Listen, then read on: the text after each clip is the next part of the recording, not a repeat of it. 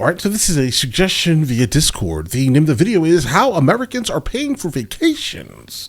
Probably debt.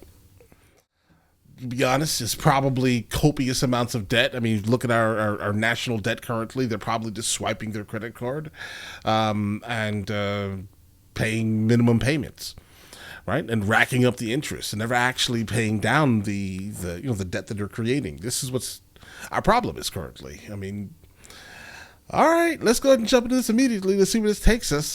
But I'm pretty sure it's going to land on, at some time, it's going to land on debt. The average vacation cost for one person in the United States is a little under $2,000 per week. More than a third of summer vacationers, 36%, are willing to take on debt this summer for their travels. The reason that's worrisome is because the average credit card charges over 20%, which is close to a record high. That sounds like the person has low credit. Because the average credit card charges over 20%, which is close to a record high. I don't want to tell people they can't have any fun, but this represents a lot of people taking on expensive debt. And this is the kind of thing that can linger. Globally, 72% of millennials and 65% of Gen Zs said they plan on spending more on leisure travel in 2024 compared to 2023. And guys, if you look at this graph here, it kind of explains who owns the assets. Now, this is, in fact, the asset class. All right. And these are the individuals that are trying to actually accumulate some type of assets, but they're not letting go of their assets. So what's happening is that so now when these millennials and Gen Zers go out to actually make an attempt to purchase something in their name, they realize they can no longer afford the assets that these generations are hoarding, mostly this generation. Right? They're hoarding assets. So what's happening is the asset price is going up and through the roof, right? And so all the money that these millennials saved, it took them all these years to save up $20,000, $30,000 for a down payment on a house, and now they realize that $20,000, $30,000 needs to be $120,000 down or close to it if you're looking to purchase anything in the median household range, while these individuals purchase their house for about 3 carats. Right, so this is what's happening, all right? And what's happening is called doom spending. So now these individuals who saved up all this money that can no longer realize, they instantly now realize that they can no longer afford the assets that are being hoarded by these generations. They're like, you know what, I'm going to spend it on vacations. And they're going to do it consistently until their bank account is depleted, right? And that depletion of their bank account is going to cause them now to then do what? Put it on their debt. Right? They're going to utilize their credit to purchase overpriced resort tickets and things like that and vacations to places where you probably could have went somewhere else. To be honest, you could have went somewhere else and saved a little bit more money if that was the case, but you didn't. Right? You want to look good on the social medias, and you're going in debt because of it. Right? Just because you can't afford something right now, that doesn't mean you won't be able to afford it in the future. And what you just did by doom spending the entirety of your savings down is you've ruined your chances to actually ever own. Right? It's leaving you a permanent renter, basically. Right? You could have put that in the S&P 500, bro. Just a thought. In the U.S., 47% of millennials and 42% of Gen Zs said they plan to take on debt to go on summer vacation. There are so many compelling reasons why people choose to take on debt to have these vacations. If your kids are dreaming of going to Disney World and there's no way the family could ever really swing it without going into debt, it could be a memory the family will have forever. Parents often can rationalize spending in these terms for their children. Here's how Americans are paying for their summer vacations. Yeah, bro, I think it may be time. If that's the case, just say we can't afford it right now. Credit cards are the most common way people pay for their vacations. 62% of Americans surveyed said they put at least some of their trip on a credit card. Financial experts say that this can be a risky move if the borrower cannot pay the balance in time to not be charged interest. The average credit card balance is already over $6,000, according to TransUnion. If you add $1,000 in vacation expenses to that, maybe it feels like a drop in the bucket, but it just makes it that much harder. That $6,200, if you make minimum payments at the average interest rate of 20.7%, go ahead. You're going to be in debt for 18 years, and you're going to pay more than $9,000 in interest. So that's, some of this is making a bad situation worse. Much the worse. Debt feels like this trade-off for a lot of people. It's ultimately the interchange between money for these lifelong memories and seminal experiences. And that's a sacrifice many are not only willing to make, but feel so strongly in doing so. Especially when debt is a weight many people are already accustomed to carrying. That's crazy. Consumers are still... Guys, keep this in mind. I mean, the United States of America, as in Americans, are the ones that are actually accustomed to carrying debt, large quantities of debt. Outside of the United States, bro, they don't even care about the credit system, right? That's here. It's in the States. It's not a thing, bro, right? Like, why would you put something on credit when you have the money to spend for it? And if you don't have it, you don't do it, right? All of this is like the unnecessary luxuries that we seem to, say that we're forced to kind of do, when in all actuality we're not. Are you doing it for other people or what? Like, if you cannot afford to take that trip to Disney World this year, do it next year. And if you can't afford it next year, do it the year after. Right? Under no circumstance you put yourself in a situation where you go into debt like that, right, and pay $9,000 worth of interest. It's going to take you, what he said, 18 years to pay that off. That's crazy. Debt is a weight many people are already accustomed to carrying. Consumers are still out there using their credit cards. Yep. Their credit card balances are over $1 trillion now. Yep. We're seeing actual delinquencies on credit now rising. People are dipping into their savings. But bottom line is that they're still spending.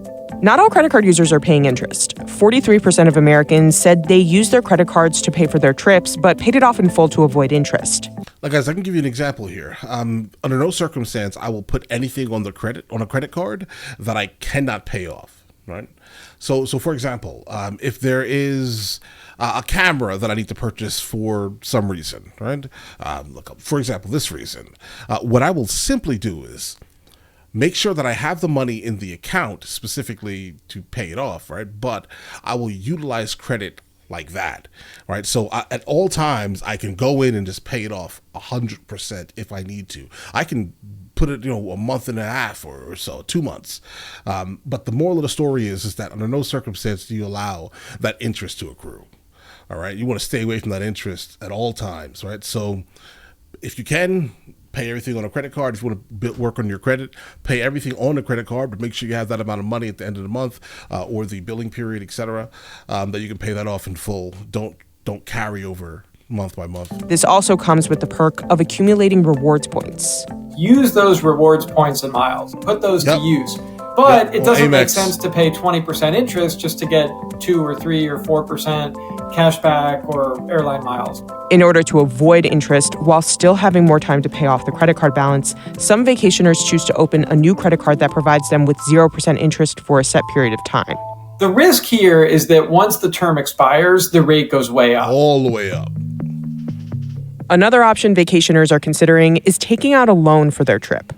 5% of vacationers plan to take out a personal loan from a financial institution, which typically carries a lower interest rate than credit cards. The average interest rate of a personal loan in June 2024 was about 12%. 6% of those surveyed said they plan to borrow from friends or family. I think both of those represent a slippery slope. Personal loan rates have gone up a lot. That debt equals irresponsible is so pejorative and such a simplistic way of looking at this, that there's all different reasons and rationales why we might intentionally go into debt.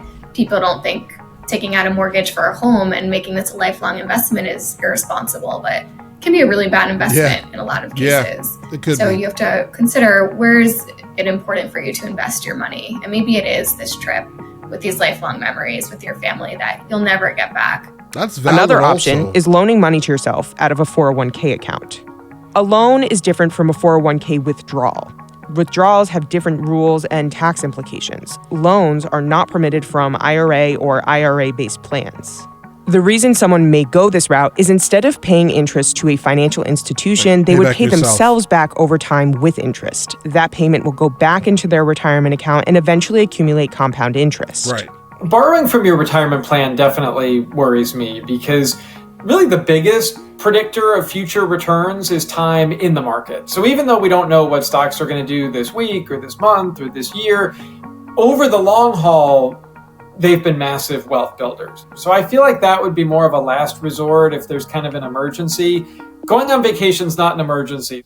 No, it's not. It is interesting how, while you could say on one hand that it's worrisome that credit card balances are near record highs and the personal saving rate is near a record low. This is powering a lot of economic growth. But what's good for the economy is not always good for your household finances. Consumer spending makes up nearly 70% of US GDP, which means a rise in consumer spending can spur economic growth. But a rise in consumer debt can lead to a hard pullback in spending, which can cause what's called deflation. Deflation is just generally associated with not just recessions, but deep recessions in the economy.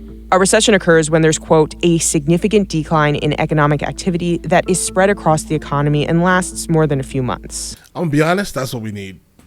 We need that. We need that immediately. That would honestly stop a lot of the price gouging that's happening in the grocery stores specifically. That would stop the price gouging everywhere. If you stop buying, they will lower the price for you to purchase. But if you keep buying, even though you don't have the money, but you're really putting everything on credit, you're telling all the indicators that it's perfectly fine to keep the price as it is, because that's the reality.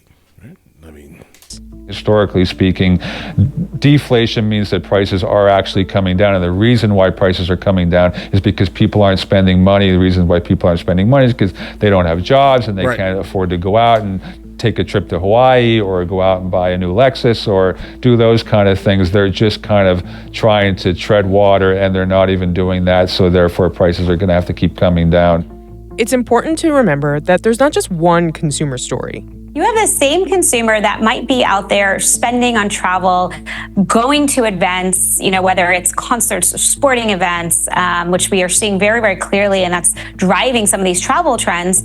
And they're doing it in a way that's really strategic. At the same time, that same strategic consumer might be walking into a store and really thinking carefully about how they're spending, looking for the best promotion, the best discount. So it's not one story for the consumer. And I think that's really important because it creates a lot of complications in the narrative, because you have consumers looking for discounts, you have consumers looking for promotions, and you have consumers that want to make their dollars work the best they can in the way that works for them. That's fair. Financial experts say the key to affording a vacation is to plan ahead.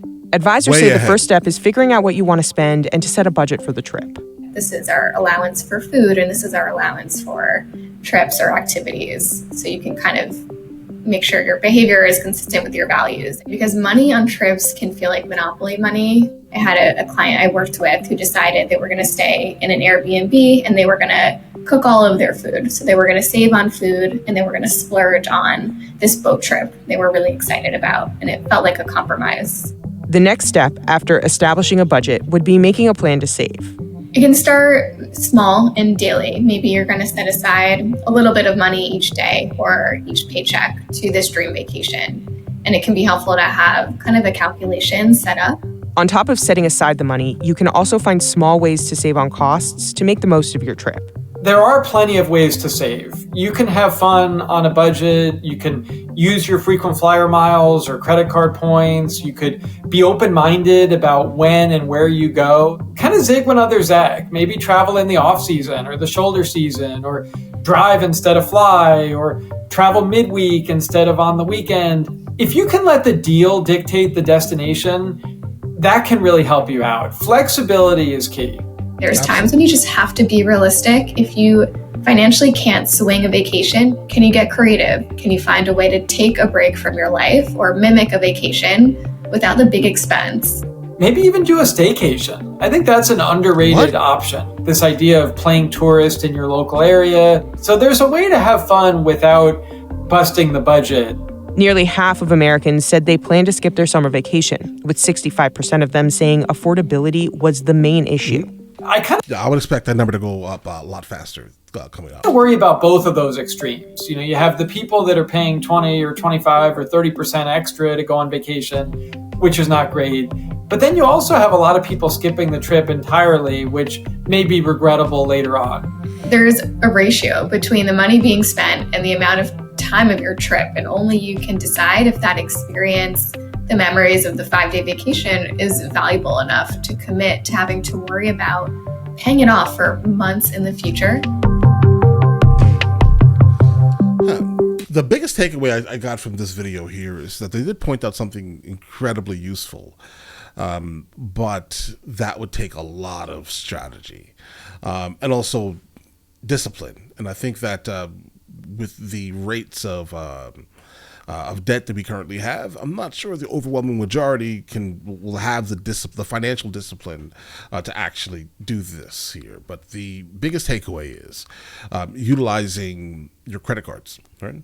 But never overspending on credit cards, never under any circumstance.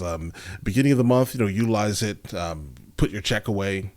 Then at the end of the month, pay it off, right? What happens? You get points. Then keep doing that regular thing that you're doing here. You're building your credit, obviously, paying everything off, obviously.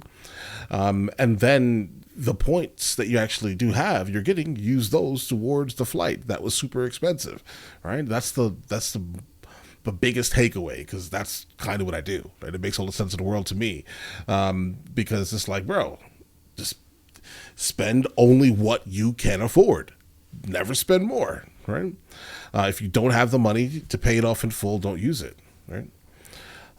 Or try not to use it, right? If you have to leave it for one more month, leave it for one more month, bro, right? Take the hit, the 1 month interest hit. But other than that, let me know, guys. What am I talking about? Guys, let me know in the comments what you guys think, all right? What would you do? Would you just skip the year? Because I think logically that'd probably be the best thing, bro. Like, if you don't have it, it's okay. Your family should basically understand that. You don't have it. It's fine, right? Don't allow social pressures to pressure you, right? But all right, listen, you guys all have an absolutely amazing day. Enjoy your day thoroughly. Guys, before we go, are you guys subscribed to the other channels? Logical Movie Reviews with Mr. L. Boyd, along with Mr. L. Boyd Music. Both are found in the description. Check it out.